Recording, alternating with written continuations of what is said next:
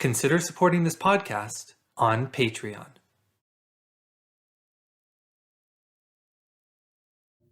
On this episode of the What is Asia podcast, I interview Michael Walters, a history Ph.D. student at the University of Pittsburgh, to talk about his research on Buddhist manga in 20th century Japan.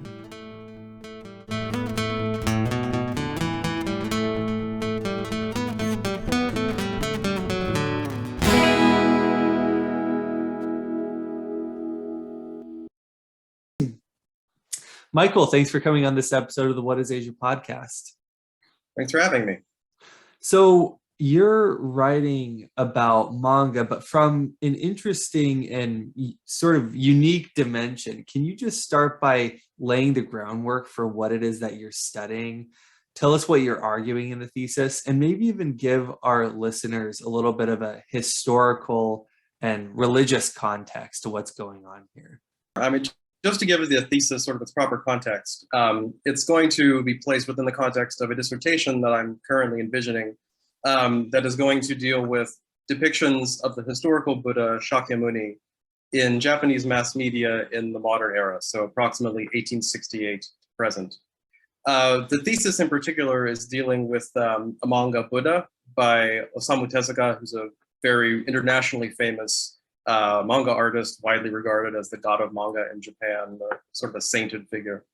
And this manga was serialized initially in a series of manga magazines that was published by Ushio Publishing, which was an offshoot of the Soka Gakkai Buddhist religious movement in the early 1970s. And what I'm particularly arguing in the thesis is that this representation of the Buddha serves as a sort of an almost secular morality play. That if you look at the way the manga is serialized within the context of these magazines, and in particular, with regard to how they were interpreted and received by readers who were a diverse group, age-wise, in terms of socioeconomic background, as is manifested in the letters section of these magazines, you can see that it really had an impact on a very diverse audience who took it as a sort of vision for how to reconstruct the world in a way, which is very much along the lines of Soka Gakkai's own interest in sort of world renewal, so to speak, via Buddhism. Can you comment maybe a little bit more on this Buddhist manga's rise to popularity? What were some of the factors that contributed to being such a cultural hit for many people living in Japan? Well, I think the main thrust or the main explanation of this would probably be simply the fact that even by this relatively early stage, as I said, early 70s, Tezuka was really very well regarded, and his manga were highly anticipated by audiences. He'd had a number of manga published, anime that had been adopted from manga. Astro Boy is probably his most famous production known in the West. So just the name alone was enough to generate interest. And it's particularly interesting in that context that initially Tezuka had intended not to do a biography of the Buddha, but rather to continue a separate manga that he had been working on, Hinotori, which actually also had Buddhist spiritual themes. But he sort of shifted focus and decided to do this biography of the Buddha. So it is slightly out of place in the manga magazines in which it occurred. Most of the manga in these magazines were not particularly religious. The only other analog was actually a manga biography of the founder of Soka Gakkai in these magazines. So it's a bit of a combination of Tezuka's own reputation combined with a particular context in these magazines that perhaps made an audience particularly receptive to that work. In these comics, are we talking about sort of a mythologized Buddha, or how accurate to the historical Buddha was this comic series? That's a very interesting question, and it's kind of one of the things that I'm I'm looking to expand more on as I work on the dissertation. But if you look at the manga itself, it's pretty clear that Tezuka had taken advantage of existing traditional visual depictions of the Buddha. I mean, there are a number of visual elements that are taken directly from Buddhist statuary, classical Buddhist statuary, and classical Buddhist art. In particular, these sort of what you might call interstitials, sort of a framing or a splash page that occurs before the particular episode of the manga begins. And a lot of these are just taken directly from statuary. They're presented as if they are manga versions of existing Buddhist art. So Tezuka both adapted visual elements and also a great number of textual elements from traditional Buddhist art and traditional biographies of the Buddha. But it's noteworthy that the overall depiction of the Buddha that emerges in the manga is more of a humanist kind of depiction. There isn't a great deal of focus on miracles, for example. Healings do not play a large role, but there is a lot of focus on the Buddha as an exceptional human being. So you talk about these works of manga as being popular because they are not only because they not only have entertainment value, but because they infuse entertainment with education. So can you talk a little bit about what kinds of lessons are being taught in these manga?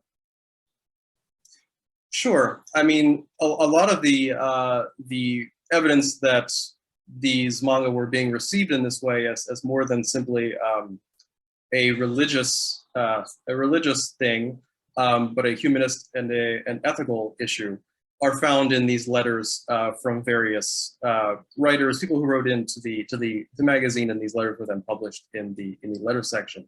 But a lot of what they discuss a lot of these letters discuss has to do with how lessons from the Buddha are reflected in people's own lives, particularly in the lives of young people. And the age range of some of these letters seems to range from as early as elementary school students to there was one particular letter that stands out in my mind that was written by a long haul truck driver. So presumably someone in his 20s or his 30s or his 40s, who wrote that by having this manga to read, this manga of the Buddha's life to read, it sustained him in his own work. And there were a lot of letters from younger people who would say the path that is laid out in the Buddha's life, these examples of, for example, self-sacrifice, are really inspiring to us and show us a path that we can create in the world. So the general gist of the letter seems to be that the presentation of the Buddha that Tezuka was giving was really creating for young people and older people as well a template upon which they can model their own lives. I think a lot of people listening to this might wonder if Tezuka himself was a devout Buddhist. Can we see these comics as being a form of proselytizing? What are your thoughts on that? I would not describe them as proselytizing.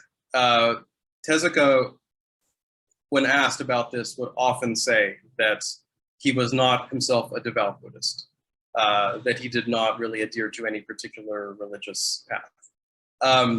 But it's clear from the context of the manga that he had done his homework. He knew what he was talking about. So really within this manga, what you see is not necessarily an attempt to convince anyone that the Buddha was something more than human, or that people ought to become Buddhist, but rather they should look at the example of the Buddha's life as an example of a great humanist, a great human being. So not really an attempt to proselytize, no. On the reception side, during your research, did you find any evidence that there were people who started becoming devout Buddhists in droves? I recall from one part of the research that you had sent me that one of the avid readers of this comic series was so upset about the series coming to an end that she wrote this strongly worded letter, protesting its end and asking for further series. That almost seems to border something of a religious devotion to this comic series. So do we see people actually becoming devout in their Buddhist faith because of these comics? That's a very interesting question. And I think purely from the evidence we have at hand in these letters columns, we can't really say that Tezuka's Buddha manga was driving people into temples in droves. And it's an open question, really. As I mentioned, this was a manga, these three magazines, really, this succession of three magazines in which Buddha was published, were published by a Buddhist affiliated publishing house. So it's an open question whether how many of these people were already on some level involved with Buddhism. Although the circulation numbers of the manga magazines suggest that it was a wider audience than simply Soka Gakkai members or necessarily devout Buddhists. And as I mentioned, most of the content that one finds in these magazines is not really either explicitly or implicitly religious. Mm-hmm. So it's an ongoing question that I have as I develop this into a dissertation as to how much did this drive people, and by this I mean more broadly mass media depictions of the historical Buddha. How much did that drive people towards religion, or did these constructions of the historical Buddha actually create a wider space for people to imagine what might be called religiosity or religious faith or spirituality in contexts beyond sort of temple-bound Buddhism? So I guess if you could just talk a little bit more about, I guess, this idea of stories of the Buddha having great entertainment value.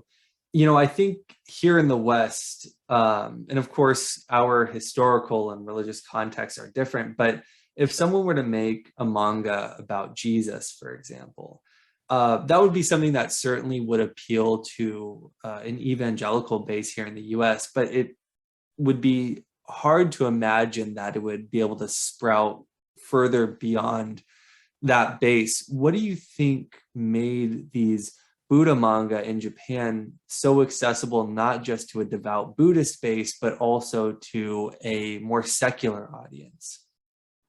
Right. Well, this is a hypothesis I'm working on as I continue to develop this dissertation. But one key issue is that the figure of the historical Buddha itself, that is Shakyamuni Buddha, does not occupy the primary space in Japanese Buddhism that it occupies in, say, South or Southeast Asian Buddhism, or even Chinese or Korean Buddhism. Really, in Japanese Buddhism, the main figures are bodhisattvas, like Kannon, for example, or foundational figures, Japanese individuals who founded sects, like, say, Kukai.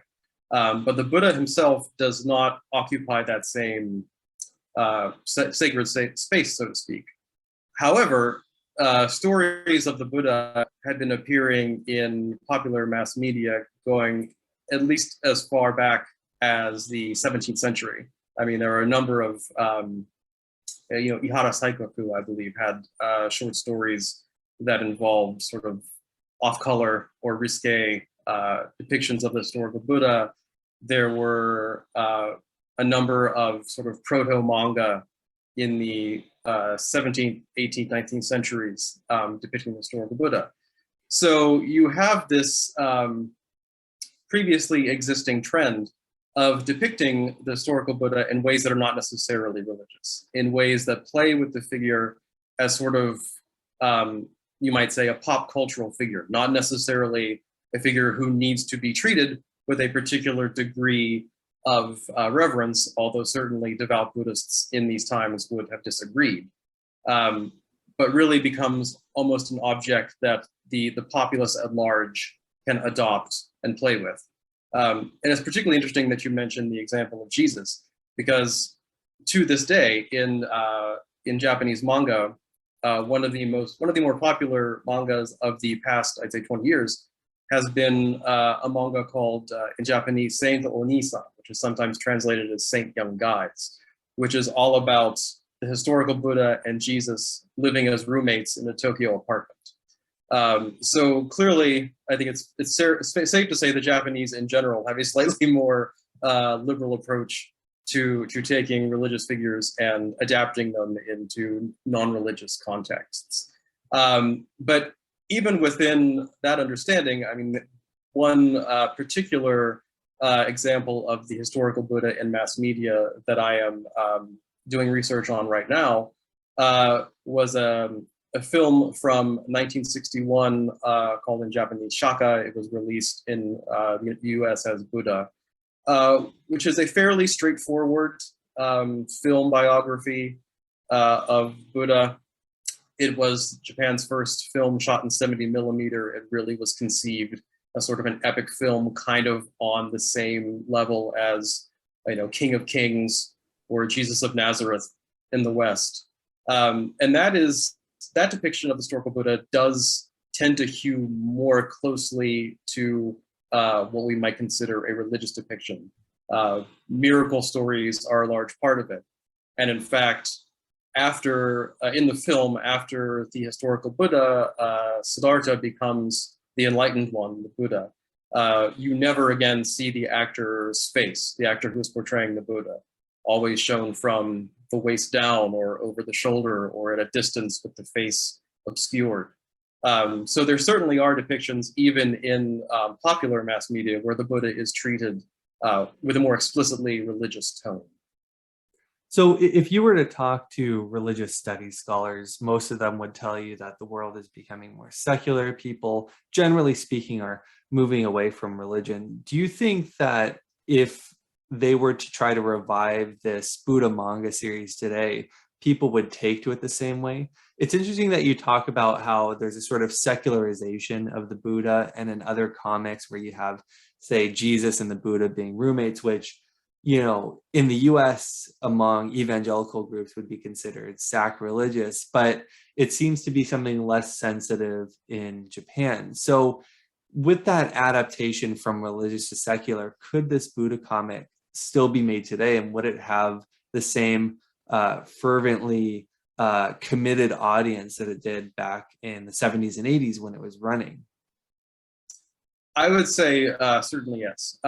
It was adapted into, I think initially it was intended to be a trilogy of anime, but I think they only ended up making up two in the 90s, and I think it was the early 2000s, and those anime were pretty popular. In addition, one additional source that I'm going to be incorporating into the dissertation is that in the 90s and beyond, the Buddha manga that Tezuka did was actually adapted, I should say, into a series of sort of how-to manuals. One was focused on how to use the lessons from Buddha in the office, you know, in your work life, or, you know, popular sayings of the Buddha as taken from Tezuka's Buddha. So there does not seem to be any end to the many lives of the Buddha in Japan. I don't see, even though Japan is often considered to be a highly secular country, and indeed compared to the United States, it almost certainly is. The figure of the Buddha seems to be pretty evergreen. And I think, again, this is going to the hypothesis that I'm building upon. I think that is largely to do with, in Japan, there have been so many depictions of the Buddha that are not explicitly religious. And the Buddha has been this sort of a slightly free-floating signifier, such that many different people, whether they're manga artists, filmmakers, novelists, short story writers, can adapt the figure for their own needs. So no, I don't think there's really any end to it. I don't think secularization, however one understands that, is going to put an end to the fascination for Shakyamuni. Before we wrap up, one thing I like to ask all my interview guests is, if someone's listening to this podcast episode and they say to themselves, you know, I want to know more about Buddhism and manga, or just sort of maybe a general history of manga, what would be one or two books that you would recommend someone read? I would without hesitation recommend Julian Thomas's book, Drawing on Tradition. I use it as a source for my thesis. It's a wonderful examination of how religious aspects are drawn in manga and anime well beyond the figure of the Buddha, and well beyond Buddhism for that matter. That is, I think, the best single volume, and it's very approachable. It's it's a good read, and fairly easy read for a non-academic audience. So that is the one book that I think I would highly recommend. Susan Napier's work also touches a little bit upon it. So I'd recommend Susan Napier's work, but Susan Napier and Julian Thomas are the two figures who have done some really good work in this area. Michael, thanks for coming on this episode of the What is Asia podcast. Thanks so much for having me. And for those who want to see more content, you can go to the What is Asia podcast YouTube channel or nakotadefonso.com. We'll see you in the next episode.